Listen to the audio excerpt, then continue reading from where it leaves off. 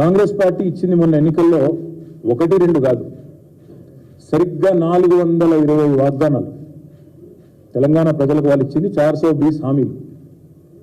So ఇది కూడా ఒక పుస్తక రూపంలో ఎన్ని హామీలు ఇచ్చారు, వాళ్ళు యూత్ డిక్లరేషన్లో ఏం చెప్పారు, ఎస్సీ డిక్లరేషన్లో ఏం చెప్పినారు, ఎస్టీ డిక్లరేషన్లో ఏం చెప్పారు, మహిళా డిక్లరేషన్లో ఏం చెప్పినారు, అవన్నీ కూడా ఈ హామీలన్నింటినీ కూడా ప్రజల దగ్గరికి తీసుకొని పోతాము.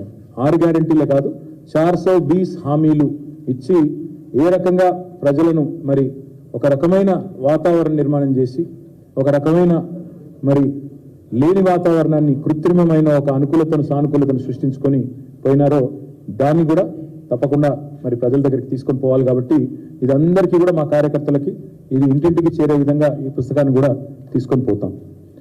కేంద్ర ప్రభుత్వాలు మీకు తెలుసు, ఇప్పుడు మీరు గమనిస్తూ ఉంటే ఒక విచిత్రమైన పరిస్థితి రాష్ట్రంలో. బండి సంజయ్ గారు రేవంత్ రెడ్డి పొగుడుతూ ఉన్నారు, ఇద్దరు మరిగా అనేక ఆరోపణలకు సంబంధించి మేం మేనిఫెస్టోలో పెట్టిన ప్రతి అంశాన్ని కూడా ఆనాడు కాళేశ్వరం ప్రాజెక్టుకు సంబంధించిన అవినీతి ఉంది, మేనిఫెస్టోలో చూడండి జ్యుడిషియల్ ఎంక్వైరీ చేస్తామన్నాం. ముఖ్యమంత్రి గారు కానీ సాగునీటి మంత్రి గారు ఉత్తమ్ కుమార్ రెడ్డి గారు కూడా ఈరోజు జ్యుడిషియల్ ఎంక్వైరీ వేయటం జరిగింది. మీరు చెప్తా ఉన్నారు ప్రజలకు సంబంధించిన తలసరి ఆదాయం పెరిగిందని. ఈరోజు ప్రజలకు సంబంధించి తెలంగాణ ప్రజలకు సంబంధించి తలసరి ఆదాయం పెరిగితే ఇంకా 1 కోటి కుటుంబాలు దారిద్ర్య దిగువ రేఖన బీపీఎల్ కింద ఎలా ఉంటాయి?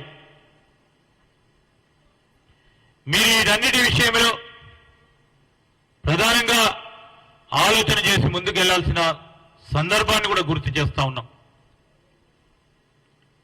ఈరోజు మీ అందరికీ కూడా తెలుసు, పార్లమెంట్ ఎన్నికల తర్వాత అధికారం పోయిందనేటువంటి అక్కస్తోటి అసహనంతో కూడినటువంటి దుష్ప్రచారానికి ఈ బీఆర్ఎస్ పార్టీ ఒడిగట్టిందని చెప్పడానికి మాకు ఎలాంటి సందేహం లేదు. ఎందుకంటే ఇందాక మా పెద్దలు శ్రీధర్ బాబు గారు చెప్పినట్టుగా వారు అసెంబ్లీ సమావేశాన్ని ఏర్పాటు చేయడానికే 36 రోజులు టైం తీసుకున్నటువంటి గనులు వాళ్ళు.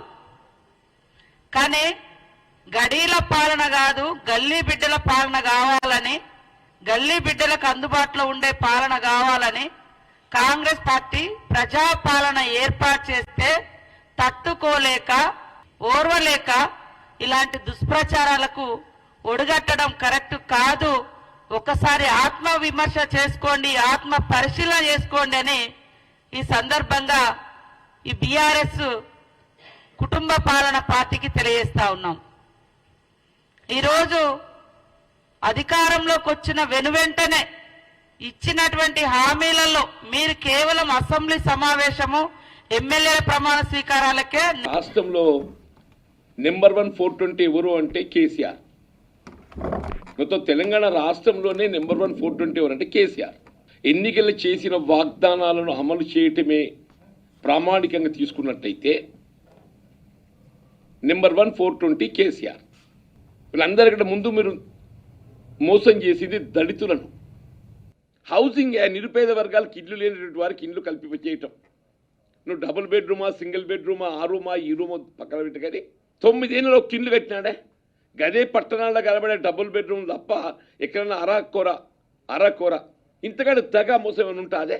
రుణమాఫీ 5 సంవత్సరాలు తీసుకున్నాడు, రుణమాఫీ 5 సంవత్సరాలు తీసుకున్నాడు, అది కూడా పూర్తిగా 5 సంవత్సరాల కాలం అని చెప్పి అంటున్నాడు. ఇలా ప్రభుత్వం ఏర్పడిన నెల రోజులు కాలేదు, కాంగ్రెస్ వాళ్ళు ఏం చేసిండ్రు? అన్ని 420 పథకాలు మనం ప్రశ్నించాలి. ఇవాళ గృహజ్యోతే కానీ, ఇవాళ గ్యాస్ సిలిండరే కానీ, రేషన్ కార్డే కానీ, మీకు ఎన్ని రైతు భరోసా కానీ, ఎన్ని assurance given by Congress party in the elections. We are committed for it. నీ బుద్ధి నీలేక అందరు మోసగాలనుకుంటున్నావే నువ్వు?